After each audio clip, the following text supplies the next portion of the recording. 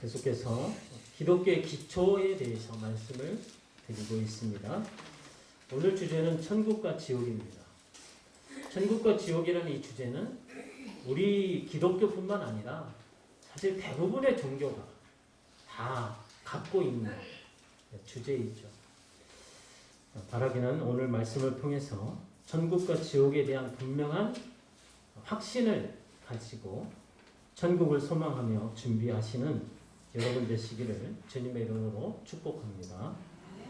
자, 인간에게는 3생이 있습니다. 3생.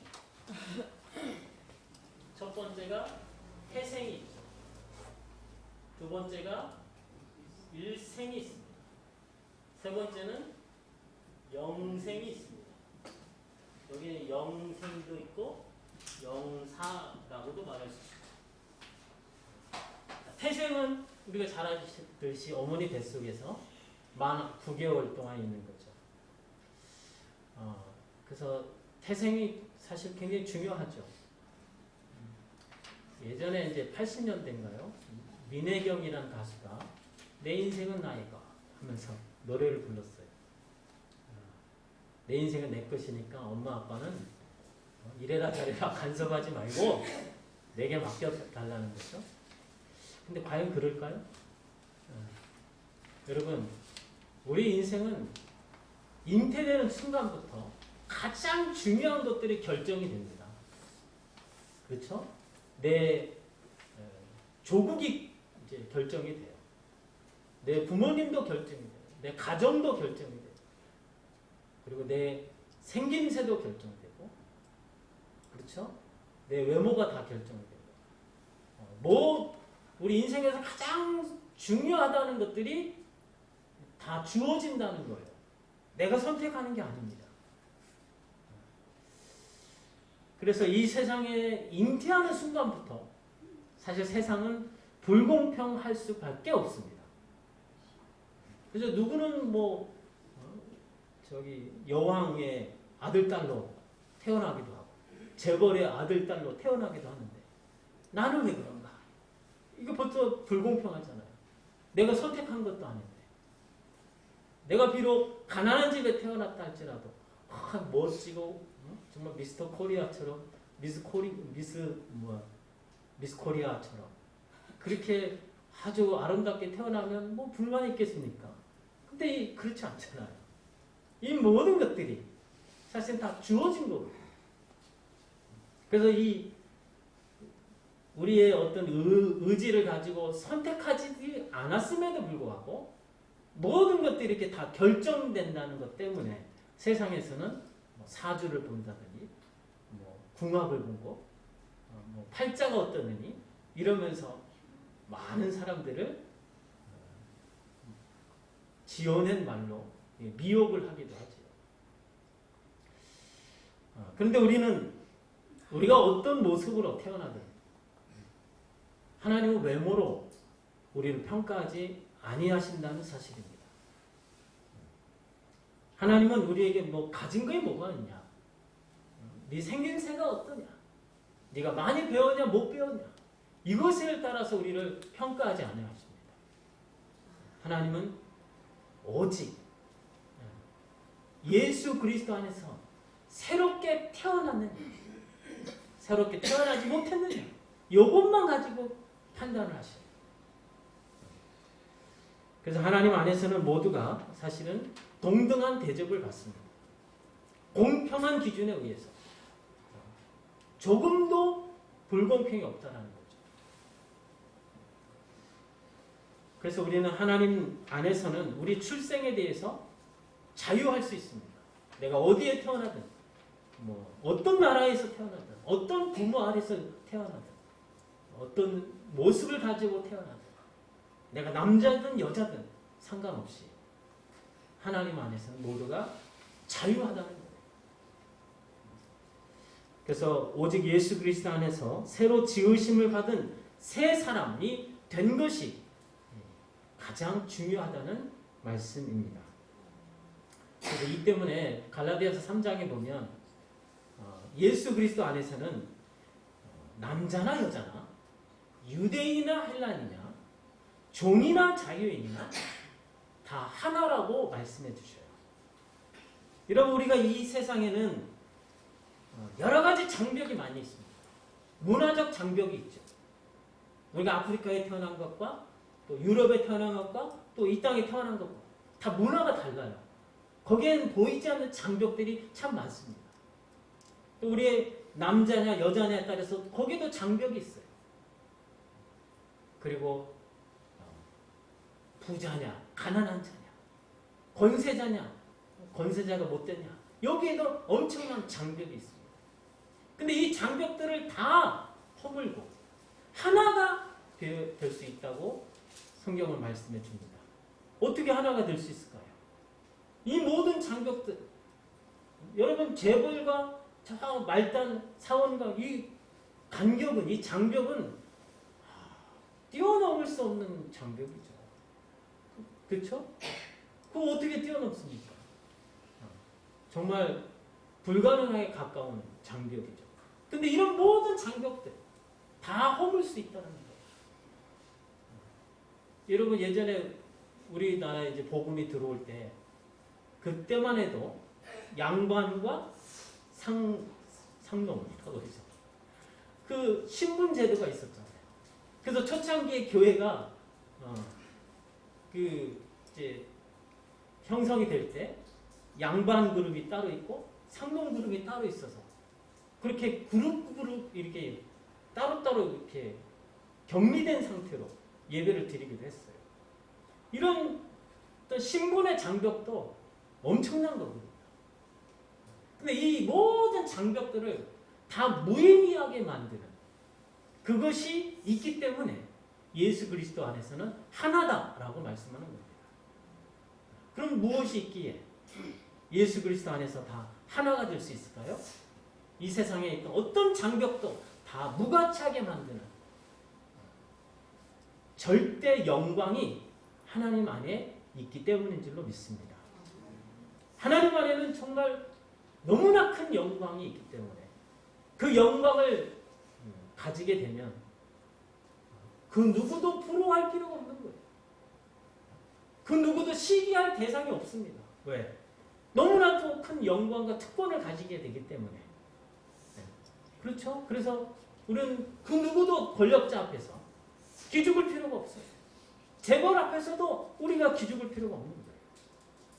우리는 예수 그리스도 안에서 이 세상이 비교할 수 없는, 이 세상 모든 것을 다 해도 바꿀 수 없는 영광과 특권과 권세가 우리의 것이기 때문인 줄로 믿습니다.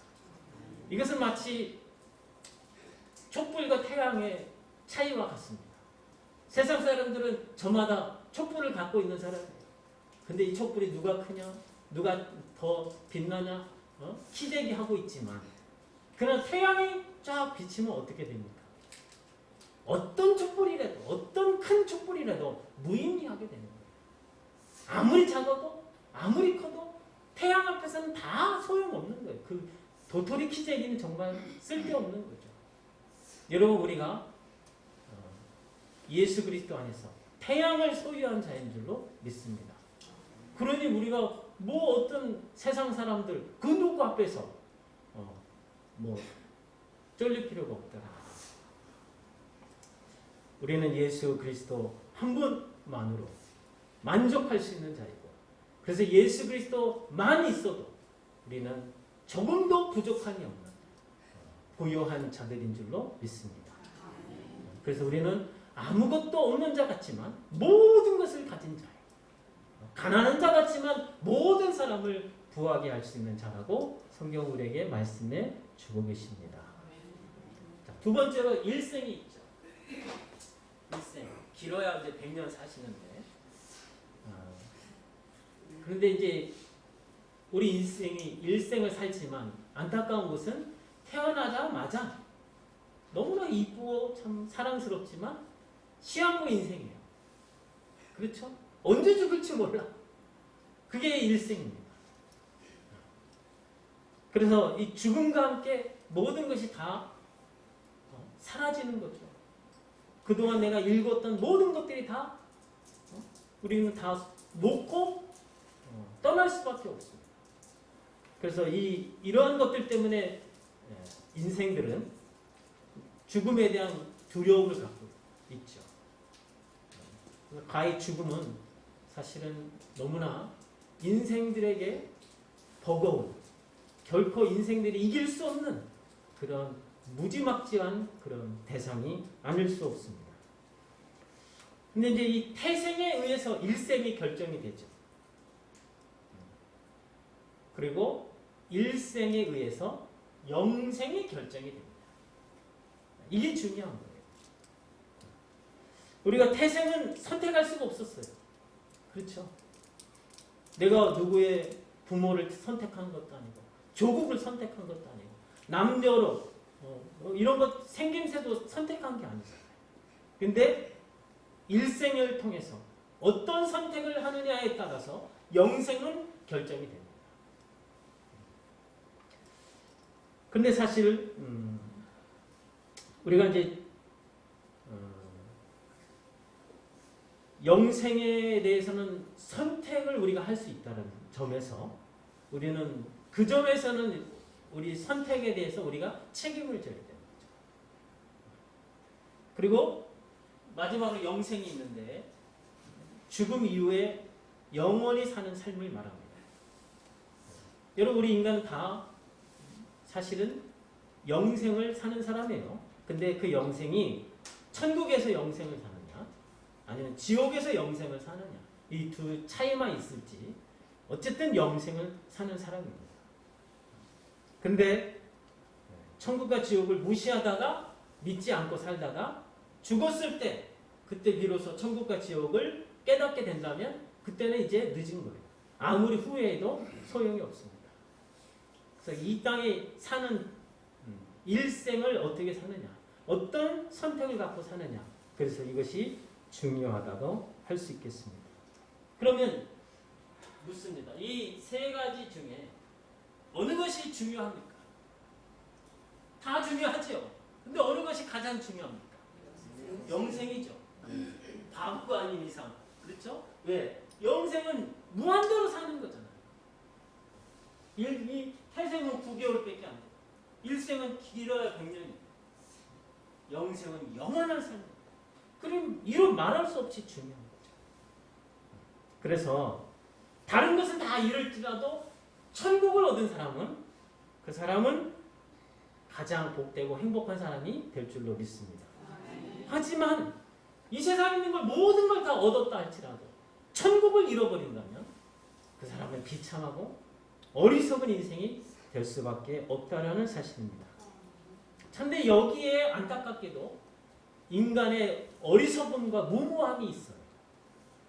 그게 뭐냐면 여러분 우리가 일생을 잘 살기 위해서는 어떤 노력을 합니까? 태생부터 태교를 시작하죠. 그리고 태어났더니 그냥 요즘은 1살만 돼도 저기 유치원이 뭐예요? 유아원인가? 보육원에 보내죠? 1살만 돼도 그래서 일생을 잘 보내기 위해서 유치원 또 학교 그래서 거의 20년 동안 공부를 하게 되죠. 그래서 일생을 이제 살아가게 되는데 그런데 일생을 위해서는 이렇게 노력을 하지만 이보다 더 말할 수 없이 중요한 영생에 대해서는 그냥 대책 없이 살고 있다는 거예요. 여러분 이거야말로 너무나 무모하고 어리석은 태도 아닙니까? 왜 인간이 이런 무모한 그런 태도를 가지고 있을까? 그것은 천국과 지옥에 대해서 자기 이성과 경험을 더 중요하게 생각하기 때문입니다. 그러니까 자기 이성을 너무나 신뢰하기 때문에 그래서 천국과 지옥에 대해서 있네, 없네 하고 판단해버립니다. 근데 여러분 인간의 이성과 경험이라는 것은 얼마나 불완전합니까? 그렇죠? 얼마나 모자랍니까? 여러분이 내가 심사숙고해서 선택을 했지만 그것이 잘 된 경우가 많습니까? 그렇지 않잖아요. 아무리 열심히 머리를 쓰고 심사숙고해서 결정을 했지만 우리는 후회를 하게 돼요. 아, 내가 잘못했구나. 아, 이러지 않았으면 좋았을 걸 하고 이렇게 후회를 하잖아요. 이것은 무엇입니까? 우리 이성이 그만큼 불완전하다는 거죠. 인간은 너무나 자신의 이성을 믿고 천국에 대해서 이러쿵저러쿵 판단해버리고 없다고 생각한다는 거죠. 이거야말로 정말로 어리석은 태도가 아닐 수 없습니다. 여러분, 이 세상에서 가장 큰 도서관이 미국의 의회 도서관이라고 합니다. 의회 도서관. 거긴 책이 3,300만 권이 있대요. 그래서 그 도서관을 이제 운영하기 위해서 직원들만 3만 명이 있다고 합니다. 어마어마한 규모죠. 그래서 우스갯소리로 지구가 멸망해도 그 의회 도서관만 있다면 다시 인류는 문명을 재건할 수 있다. 이렇게 말할 정도로 어마어마한 책들이 있는 거죠. 그럼 여러분이 그 3,300만 권이라는 책 중에 여러분 몇 권을 읽으셨을까요? 장난컨대 아마 100권도 못 읽었을 거예요. 우리가 학교 다닐 때 교과서는 빼고 정말 이제 성인이 돼서 내가 이 책을 한번 읽어봐야 되겠다 해서 읽은 책은 그렇게 많지 않다라는 겁니다. 그러니까 내가 가진 지식은 너무너무나 미미하잖아요. 근데 그렇게 미미한 지식을 가진 자기 자신이 천국이 있네 없네, 자기 영원한 운명이 결정되는 너무나 중대한 이 사안에 대해서 그렇게 짧은 지식으로 판단해버리고 없다고 믿고 산다는 거죠. 이거야말로 너무나 무모하고 어리석은 태도가 아닙니까? 근데 우리가 많은 사람들이 그렇게 하고 있다는 거예요. 자기 생각은 절대로 틀릴 리 없다고 생각하는 것처럼 이거보다 더 큰 착각은 없는 거죠. 그래서 내가 모든 것을 정확하게 판단할 수 있다는 이런 어리석은 착각을 벗어버리고 겸손히 나도 틀릴 수 있구나. 그래서 그 겸손한 태도로 자신의 영원한 운명이 결정되는 이 천국과 지옥에 대해서 객관적인 증거를 우리가 보고 열린 태도로 그 증거를 받아들이며 사는 것이 지혜로운 사람의 모습인 줄로 믿습니다. 여러분, 증거에는 직접 증거와 정황 증거가 있습니다. 이게 이제 법적인 얘기예요. 직접 증거가 있으면 우리가 뭐 다른 이론이 없이 바로 우리가 확인을 할 수 있지만 직접 증거가 없을 때는 정황 증거로 그걸 확인할 수 있다는 거죠. 여러분, 우리가 요 안에 있을 때 밖에서 사람들이 우산을 들고 다녀요 막. 그러면 어떻습니까? 나는 비가 내가 맞지 않았지만 직접적으로 맞지는 않았지만 그걸 보고 정황상 비가 오고 있구나 하고 우리가 알 수 있잖아요. 그래서 우리가 천국과 지옥에 대해서 직접 볼 수는 없죠. 직접 보는 것은 죽어서야 가능하니까. 그래서 정황상 천국과 지옥이 있다라는 이 사실을 우리가 확인할 수 있다라는 거죠. 그래서 첫 번째로 천국과 지옥에 존재한다는 이 정황 증거 첫 번째로 악인들의 형통함이 있고 선인들의 억울함이 있죠. 그래서 악인들은 그들이 지은 죄에 대해서 악함에 대해서 합당한 처벌을 받지 않고 죽습니다. 그런 경우가 너무 많아요. 그렇죠? 근데 반면에 선인들은 그들이 의롭게 행하고 착하게 행하는 것에 대한 정당한 보상을 받지 못하고 죽은 사람들이 너무 많습니다. 그렇죠? 특별히 우리나라가 일제시대 때를 겪으면서 친일파 사람들은 떵떵거리고 잘 먹고 잘 살아요. 그렇게 악한 짓을 하고 나라를 팔아먹고 못된 짓을 했는데도 잘 먹고 잘 살아요.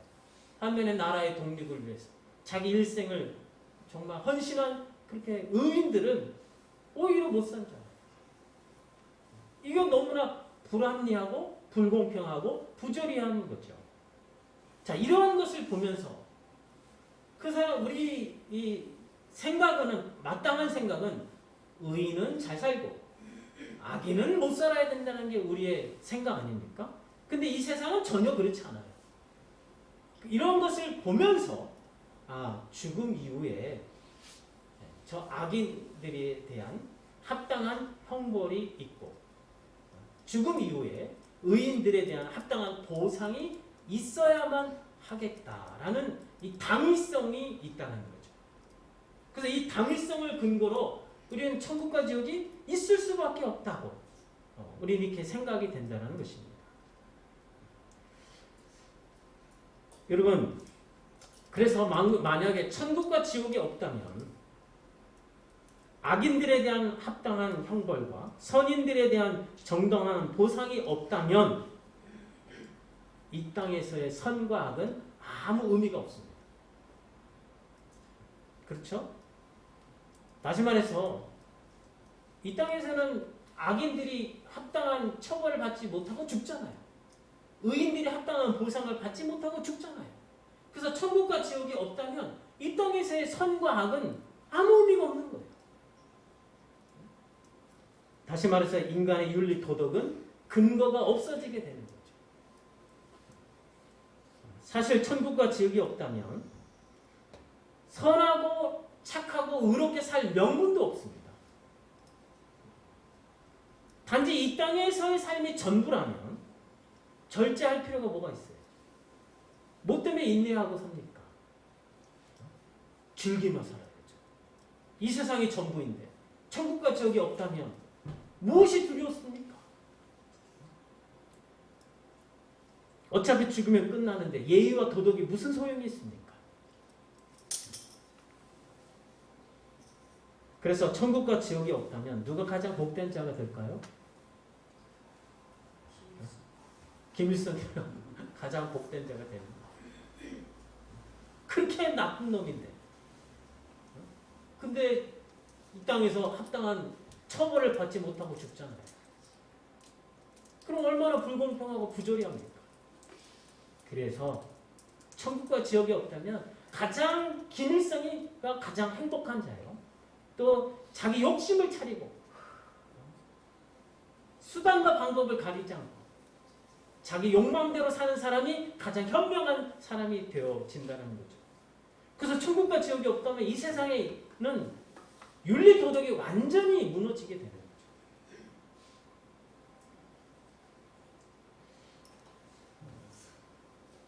그래서 천국과 지옥이 없다면 이 세상에서 인생의 최고의 가치가 무엇이 되겠습니까? 그저 남을 힘으로 누르고 남의 거 다 뺏고 못된 짓 하고 악한 짓 하고 사는 사람들이 그 사람들이 가장 지혜로운 현명한 인생이 되어지는 거죠. 그 결과 천국과 지옥이 없다면 이 세상은 참혹한 지옥이 될 수밖에 없을 것입니다. 이러한 사실을 통해서 우리가 알 수 있는 것은 죽음 이후에 선악에 대한 정당한 심판과 보상이 있어야만 하는 그 천국과 지옥이 존재할 수밖에 없다라고 우리는 이렇게 생각할 수밖에 없다라는 거죠. 성경 히브리서 9장 27절입니다. 같이 읽습니다. 시작. 한 번 죽는 것은 사람에게 정해진 것이요 그 후에는 심판이 있으리니. 우리가 죽는 것은 다 죽죠. 그 뒤에 심판이 있습니다. 그래서 천국과 지옥으로 갈리게 되는 거죠. 여러분, 천국과 지옥을 믿는 자는 그 삶이 어떨까요? 이 세상에서 아무렇게 못 살죠. 천국과 지옥이 있는데 어떻게 아무렇게나 살겠습니까? 천국을 준비하면서 의롭고 경건하게 살려고 애쓰게 되는 거죠. 그래서 윤리 도덕이 의미가 있고 가치가 있고 그렇게 되는 거예요. 또 천국과 지옥의 존재한다는 이 정황 증거의 두 번째로 합리적인 사고를 통해서도 천국과 지옥의 존재를 믿고 사는 것이 현명하고 지혜롭다는 사실입니다. 옛날에 이제 파스칼, 팡세를 쓴 파스칼이 있죠. 그 파스칼이 프랑스 대학의 이제 교수입니다. 수학자이기도 하고 과학자이기도 하고 철학자이기도 해요. 그 사람이 이제 자기 수업 시간에 확률 이론을 가지고 학생들에게 천국과 지옥에 대해서 가르쳤습니다. 자, 천국과 지옥이 있다고 믿고 없다고 믿는 두 가지 경우가 있죠. 없다고 믿는 사람이 있고 있다고 믿는 사람이 있어요. 그래서 없다고 믿는 사람이 이제 실제로 죽었어요. 죽고 나서 보니까 없다면, 천국과 지옥이 없다면 이 사람은 어떤 인생입니까? 아이고 다행이다. 그렇죠? 없다고 믿었는데 실제로 죽고 나서 보니까 없어. 그러면 다행인 거예요. 어휴 다행이다. 있으면 큰일 날 뻔했잖아요. 다행이다.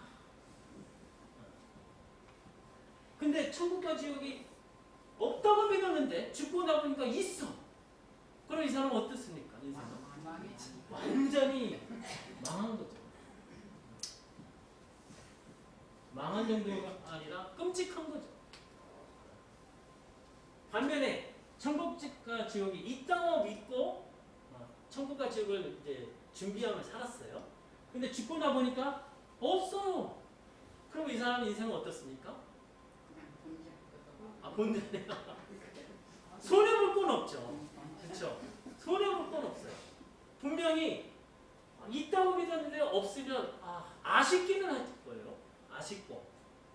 그러나 이 사람의 인생은 천국과 지옥을 준비하며 사는 사람이었으니까 이 사람의 인생은 존귀하고 존경받을 만한 참 멋진 인생이 됐을 겁니다. 근데 결국 천국과 지옥이 없다면 그렇게 사는 것도 무의미한 거예요, 사실은. 하지만 있다고 믿고 살았는데 실제로 죽고 나 보니까 있다면 어떻습니까? 이 사람의 인생은 대박난 거예요. 그렇죠? 대박. 이 사람은 아쉽고요. 아쉽지만 후회는 없다. 그렇죠? 후회될 건 없어요.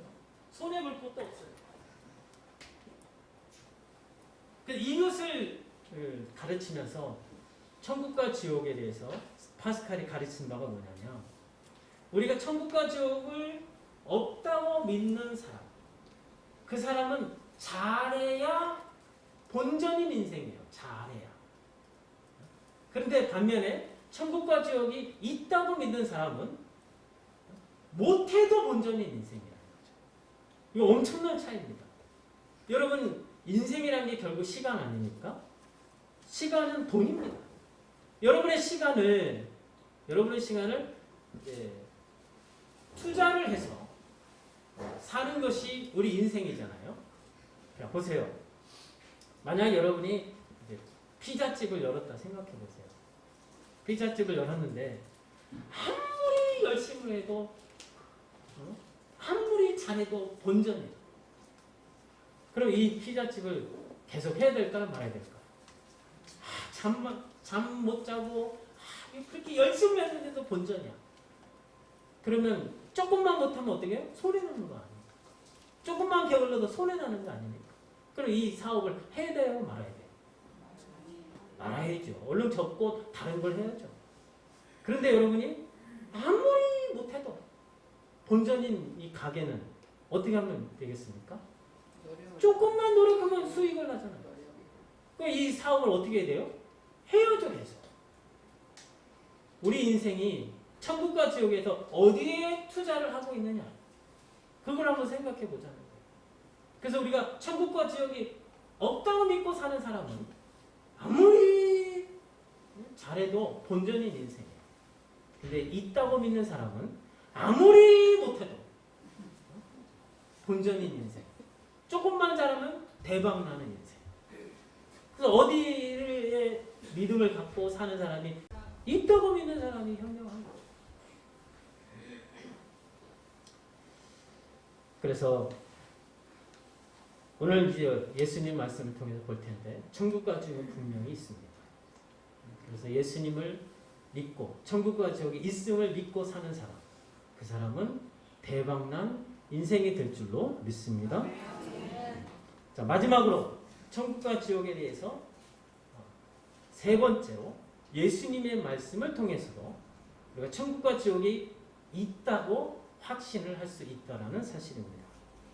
여러분, 천국과 지옥에 대해서 예수님은 수도 없이 말씀하셨어요. 실제로 예수님의 사역의 핵심도 천국이었고 그분의 말씀의 핵심도 천국이었습니다. 그래서 예수님 말씀 중에 천국과 지옥을 빼버린다면 거의 절반이나 빠질 정도로 그렇게 대단한 많이 예수님은 천국과 지옥에 대한 말씀을 하셨다는 것입니다.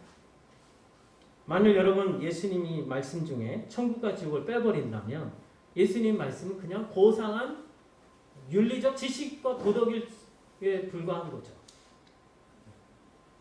더욱이 천국과 지옥이 없다면 예수님의 말씀은 거짓말인 거예요. 다. 그렇죠? 천국과 지옥이 없다면 예수님의 말씀은 공갈 협박과 다를 바가 없다라는 것입니다. 그래서 천국과 지옥이 없다면 예수님의 삶 자체가 부정이 되는 거예요. 그렇게 중요한 것이 천국과 지옥에 대한 말씀입니다. 그래서 예수님은 제자들에게 천국과 지옥에 대해서 아주 분명하고 또 급진적인 단어를 사용해서 천국과 지옥에 대해서 가르치셨죠. 예수님의 첫 번째 선포 말씀을 우리가 잘 알죠. 회개하라. 천국이 가까이 왔느니라. 그분의 첫 일성부터 천국에 대해서 선포를 하셨습니다. 자, 오늘 본문을 보세요. 오늘 본문에 보시면 만일 내 손이 너를 범죄케 하거든 찍어내버려라. 장애인으로 천국에 가는 게 낫지. 두 손을 가지고 지옥에 던져지는 것보다 나으니라. 만일 내 발이 범죄케 하면 발을 찍어내버려라. 내 눈이 너를 범죄케 하면 눈을 빼버려라. 왜 이렇게 말씀하십니까? 지옥에는 절대로 가서는 안 되기 때문에 주님은 이 말씀을 하신 겁니다. 주님의 말씀은 강조 표현이죠. 실제로 소나 소리나 발이나 눈을 빼버리라는 말씀이 아니라 그만큼 지옥에 가서는 안 되기 때문에 주님은 강조해서 이렇게 말씀하신 줄로 믿습니다. 예수님은 분명하게 천국과 지옥은 상상이 아니라 신화적 그런 이야기가 아니라 실제 한다고 말씀해 주십니다. 그래서 지옥에서는 구더기도 죽지 않아요. 그 구더기가 어떻게 하면 우리 살을 파먹는다는 거죠. 인간의 살을 파먹어요. 얼마나 끔찍합니까? 그리고 불이 영원히 꺼지지 않는데요. 그 속에서 어떻게 해요? 인간이 고통을 당하는 거죠. 그래서 너무나 고통스러운 나머지 죽기를 구해도 죽을 수 없는 것이 지옥이라는 것입니다. 예수님 이것이 사실 실제하지 않는다면 예수님의 이 말은 공갈 협박이죠. 그렇지 않겠습니까? 실제하기 때문에 정확한 사실이기 때문에 주님이 이 말씀을 그대로 우리에게 전해주신 줄로 믿습니다. 그런데 세상 사람들은 예수님의 말씀이라고 우리가 어떻게 믿냐 이렇게 말할 수 있겠죠. 세상 사람들 그렇잖아요. 그래서 성경을 무시하잖아요. 근데 여러분 세상 지난번에도 예수님을 왜 알아야 되는가 이 시간에 말씀드린 것처럼 세상 사람들이 예수님에 대해서 어떤 분이라고 평가를 하고 계십니까? 예수님에 대해서 4대 성인이라고 했잖아요. 4대 성인.